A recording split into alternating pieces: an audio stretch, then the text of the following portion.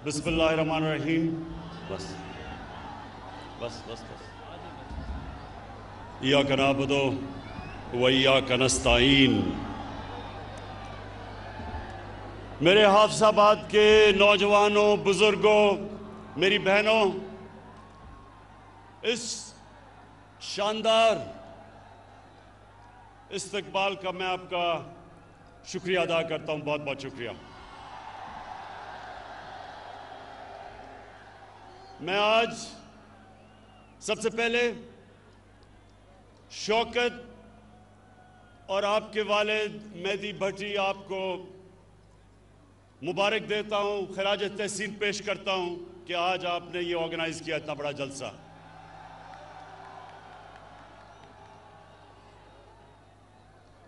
आज हमने हाफिजाबाद यूनिवर्सिटी और 400 बेड का डिस्ट्रिक्ट हॉस्पिटल बनाने का फैसला किया।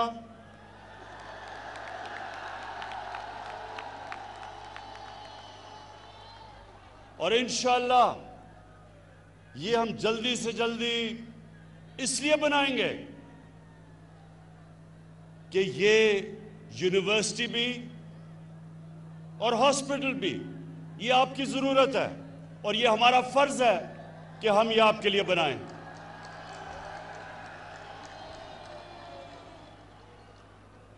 उससे ज़्यादा हाफिजाबाद, उससे ज़्यादा मुझे इस चीज़ की खुशी है कि पंजाब गवर्नमेंट ने फैसला किया कि 2020 तक, इस साल तक 50% पंजाब को हेल्थ कार्ड, हेल्थ इंश्योरेंस दी जाएगी और अगले साल 2021 में सारे पंजाब के लोगों को हेल्थ इंश्योरेंस, हेल्थ इंसाफ कार्ड मिलेगा। अब मैं आपको समझाना चाहता हूं कि हेल्थ कार्ड है क्या। ये मेरी बहनें आप खास तौर पे सुने। एक घर में सफेद पोश घर, तनख्वाहदार लोगों का घर, मजदूर का घर, अगर बीमारी होती है वालिदैन को, बच्चों को, तो ये जो हेल्थ कार्ड है ये एक खानदान में 10 लाख रुपए तक कहीं भी इलाज करवा सकेंगे। सरकारी अस्पतालों में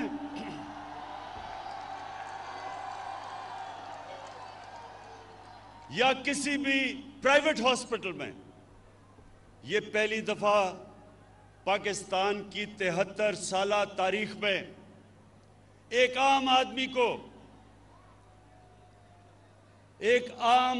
को एतमाद होगा कि अगर घर में बीमारी होती और पैसे नहीं, हमारे पास हेल्थ इंश्योरेंस होगी। मैं आपको यह बता चलूं हाफिजाबाद के लोगों कि दुनिया में अमीर तरीन मुल्कों में भी इस तरह की हेल्थ इंश्योरेंस नहीं होती जो आज पाकिस्तान में हमने फैसला किया कि केपी और पंजाब में हम लेके आए।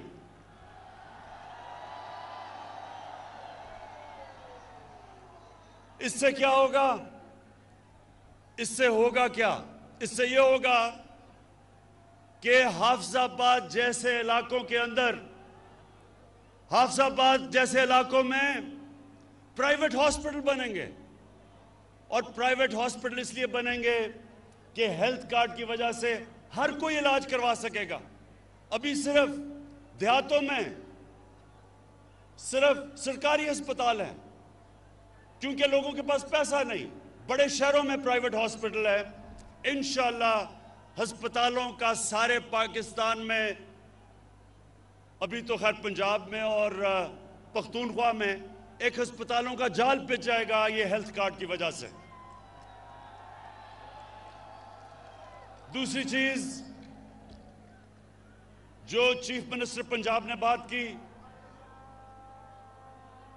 जो उस्मान बुज़दार ने बात की कि पनाहगाह हमने पाकिस्तान में पहली दफा शहरों के अंदर पनाहगाह बनाई। किसके लिए? मजदूर आता है काम करने के लिए, पनाहगाह में वो ठहरता है, उसके पैसे बच जाते हैं, किराया बच जाता है, खाना मिलता है, खाने के पैसे बचते हैं, और वो सारा पैसा अपने बीवी बच्चों को भेजता है। ये पहली दफा पाकिस्तान के अंदर पनाहगाह बनी है, और मुझे खुशी ये है कि ये हमारा जो सफर है पाकिस्तान को फलाई रियासत बनाने का, वो शुरू हो चुका है। हम इंशाअल्लाह जो अगला काम करने जा रहे हैं, जो नया पाकिस्तान हाउसिंग का मतलब क्या कि आज तक अगर आपके पास पैसा है तो आप घर बना सकते हैं, अगर पैसा नहीं है तो किराए के घर में ठहरना पड़ता था। अब नए पाकिस्तान हाउसिंग का जो हमारा स्कीम है, और 2 साल हमें लगे, एक अदालतों में केस था फोरक्लोजर लॉ का, वो जीतने में।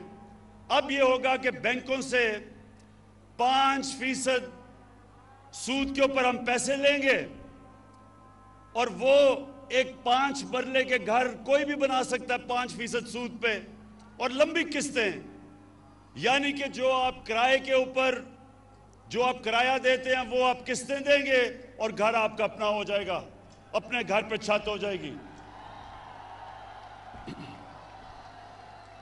ये 73 साल तारीख में इंशाल्लाह पहली दफा, बड़े लोगों ने रोटी कपड़ा और मकान की बात की, ये पहली दफा इंशाल्लाह लोगों को मकान मिलेगा।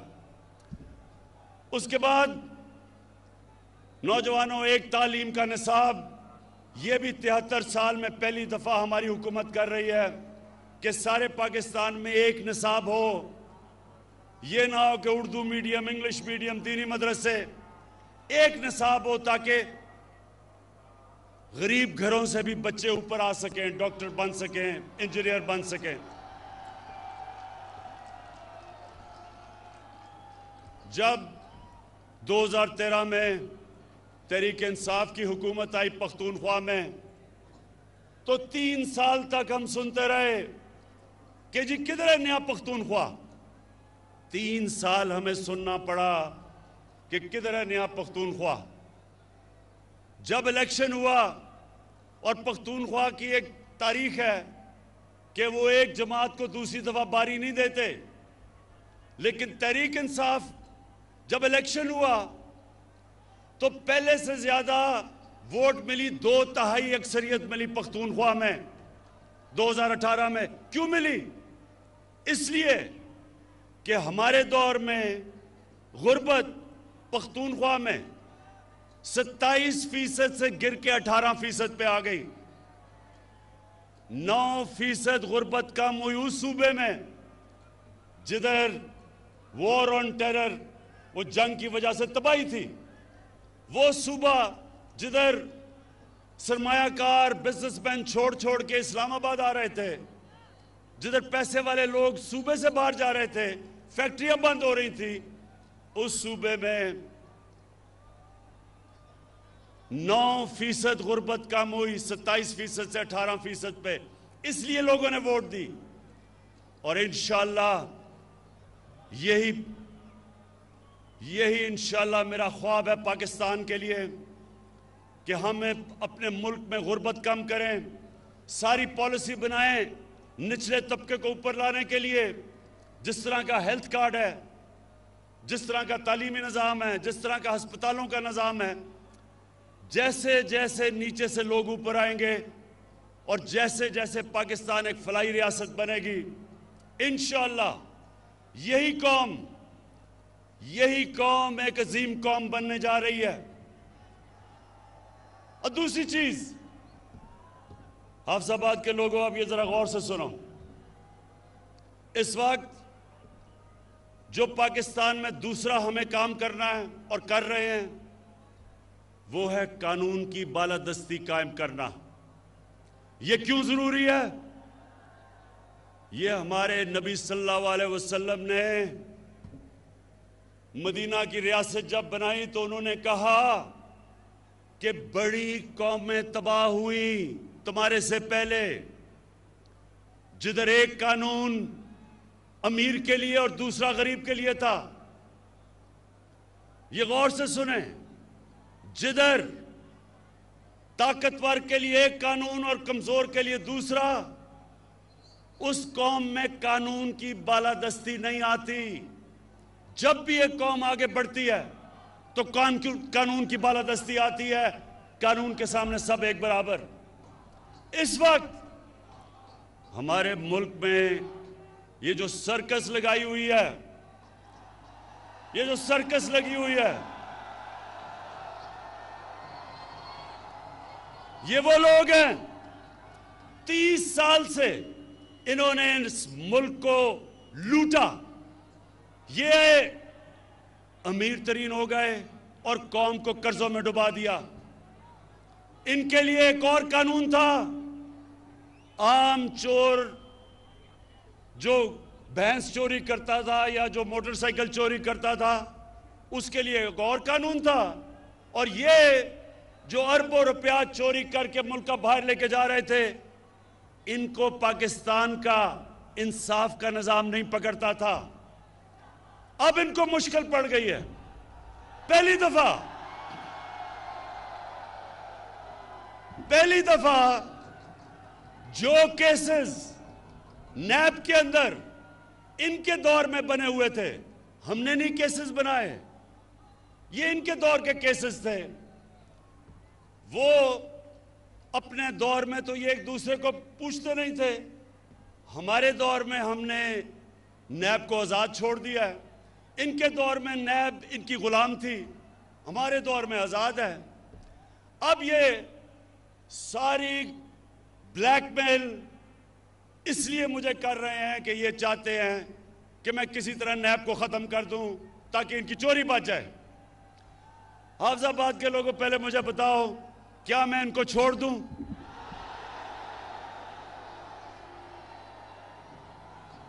कहीं आपको इनके ऊपर तरस तो नहीं आ रहा?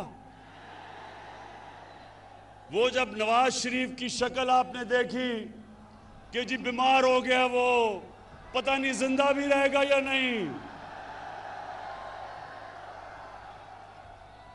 बड़े लोगों ने मुझे कहा, इमरान खान ये तुम क्या कर रहे हो, बेचारा मर ही ना जाए, पता नहीं जहाज पे भी चढ़ेगा या नहीं। हमारी कैबिनेट में भी एक दो ख्वातीन, उनके भी आंखों में आंसू आ गए इसकी शक्ल देख के। जैसे ही लंदन गया, लंदन की ऐसी हवा लगी कि सारी बीमारियां खत्म हो गई। तो ये जो सब इकट्ठे हैं, मैं इन सारों को आज पैगाम देना चाहता हूं कि देखें, आज तक आपका उन लोगों से मुकाबला था, या वो उनको अपनी कुर्सी की ख्वाहिश थी, या वो आप ही की तरह करप्ट थे। आज आप सबका मुकाबला इमरान खान से है। एक वो इंसान जिसको अल्लाह ने मुकाबला करना सिखाया है। मैं आज आप सबको कह रहा हूं कि आप जो मर्जी कर लें, जितने मर्जी जलसे करने हैं कर लो, लेकिन जब तक आप इस मुल्क का लूटा हुआ पैसा वापस नहीं करेंगे, आपको नहीं छोड़ूंगा।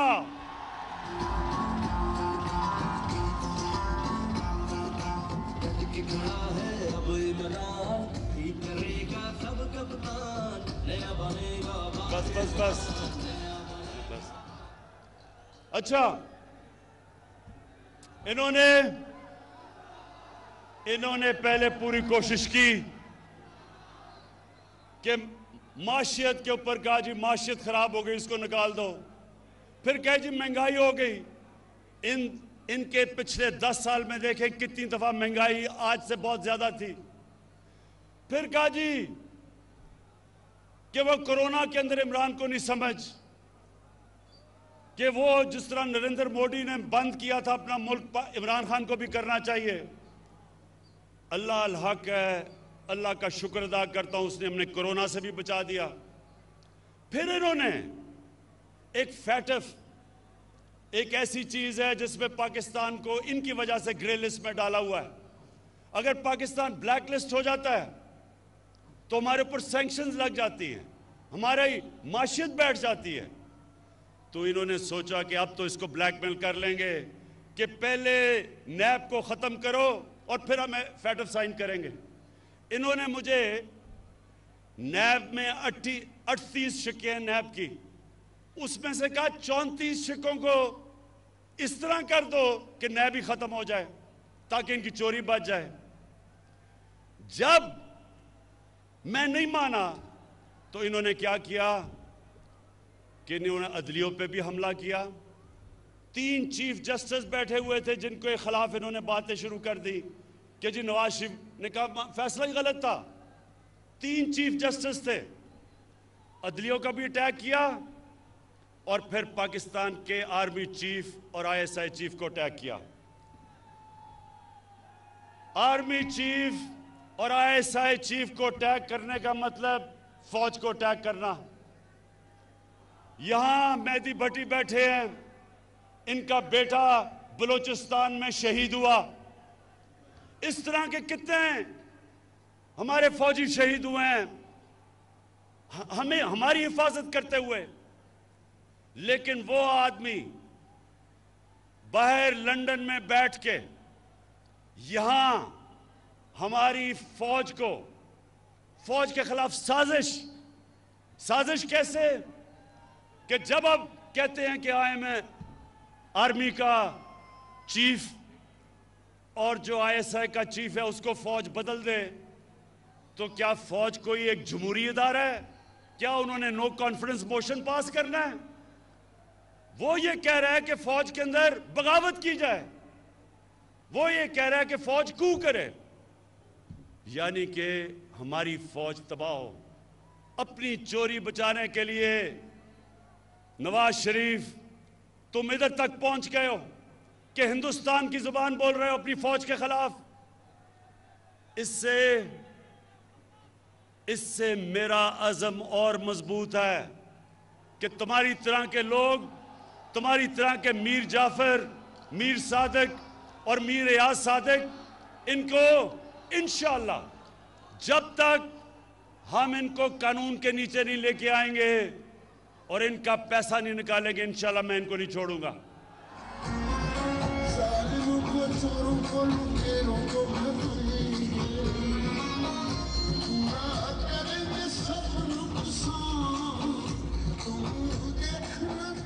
अच्छा, और ये जब सर्कस इनकी लगती है उसमें हर किस्म के लोग होते हैं।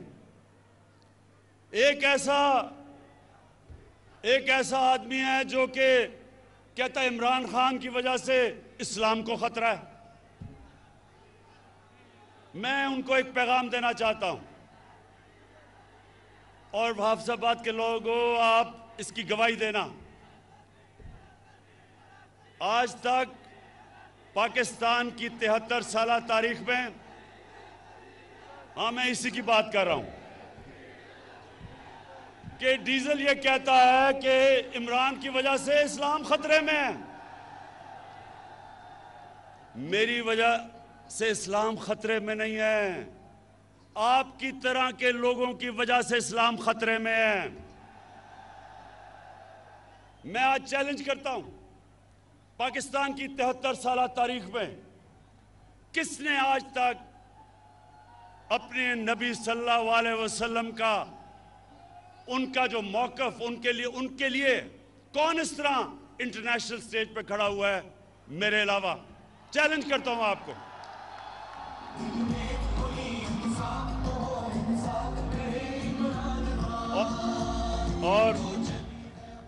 और ये मैं आपको बता दूं, ये किसी वोट के लिए मैंने नहीं किया, ये मेरा ईमान का हिस्सा है।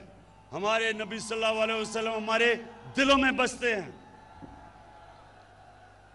आखिर में ये सारे जो सर्कस लगाई हुई है, ये कहते हैं कि इलेक्शन में धांधली हुई, ये सारे कहते हैं कि इलेक्शन में धांधली हुई। मैं इनसे सबसे पहले सवाल पूछता हूं कि अगर इलेक्शन में धांधली हुई तो मैंने तो आपको कहा था कि जिधर भी धांधली हुई हम तैयार हैं इलेक्शन खोलने के लिए। क्यों नहीं आ पाए? मैं आपको बताता हूं क्यों नहीं आए। 2013 में 137 पिटीशंस थी जिन्होंने कहा कि इलेक्शन में धांधली हुई नेशनल असेंबली में। 2018 में 137 की बजाय 90 थी, 50% कम पिटीशन थी। और नून लीग की सिर्फ 11 पिटीशंस थी पंजाब के अंदर और तहरीक इंसाफ की 14 थी। तो सवाल ये मैं पूछता हूं कि अगर धांधली हुई थी तो किधर हैं आपकी पिटीशंस? क्यों नहीं आपने कहा कि धांधली हुई? इलेक्शन कमिश्नर आपका, केयर टेकर आपकी, आपने सिलेक्ट किया था केयर टेकर इलेक्शन कमीशन, तो धांधली किसने की फिर? और जब मैंने आपको कहा था हम खोलने के लिए तैयार हैं, क्यों नहीं खोला? नौजवानों, एक मेरी बात सुन लें। जब मैं क्रिकेट खेलता था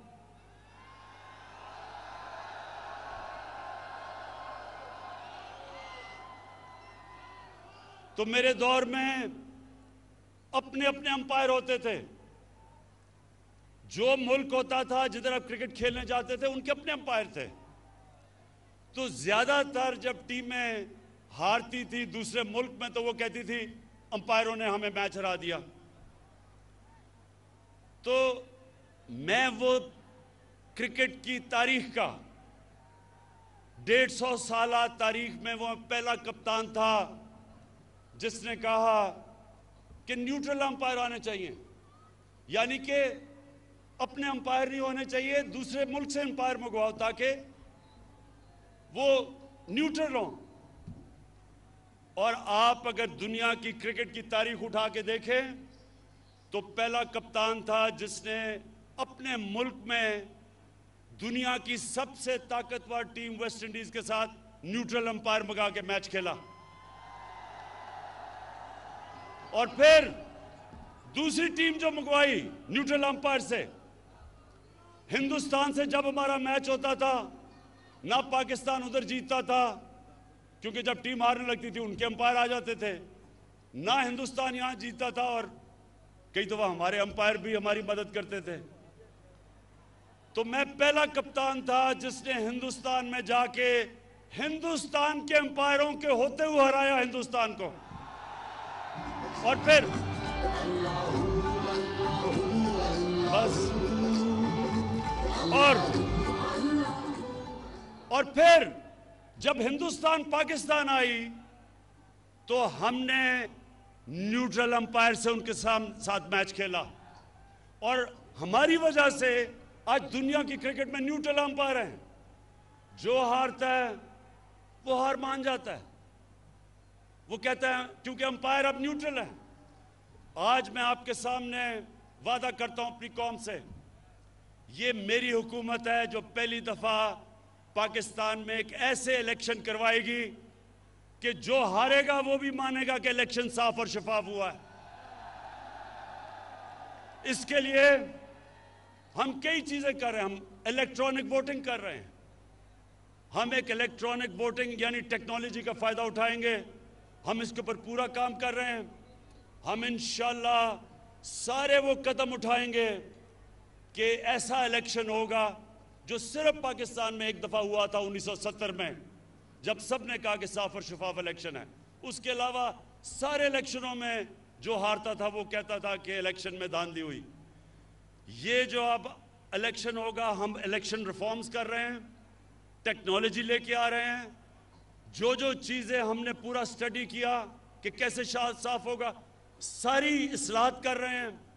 और इंशाअल्लाह जिस तरह क्रिकेट की दुनिया में मैं पहला कप्तान था जो न्यूट्रल अंपायर लेके आया, आज इंशाअल्लाह पाकिस्तान भी याद रखेगा कि वो हुकूमत आई जिसने पहली दफा पावर में होते हुए साफ और साफ इलेक्शन करवा के भरपूर तरीके से इलेक्शन जीता। मैं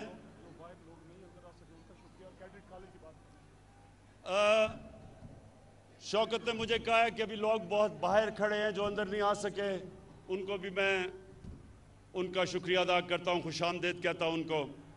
और मैं आखिर में ये फिर कहता हूँ कि हमने सारे जो इलाके हमारे पीछे रह गए थे और हाफिजाबाद भी पीछे रह गया था, हम आपके लिए पूरा काम करेंगे। आपके लिए यूनिवर्सिटी, आपके लिए DHQ बड़ा 400 बेड का हॉस्पिटल, और इंशाल्लाह ये जो कैडेट कॉलेज चाह रहे हैं, इंशाल्लाह एक कैडेट कॉलेज के ऊपर भी हम काम शुरू करेंगे। बहुत बहुत शुक्रिया।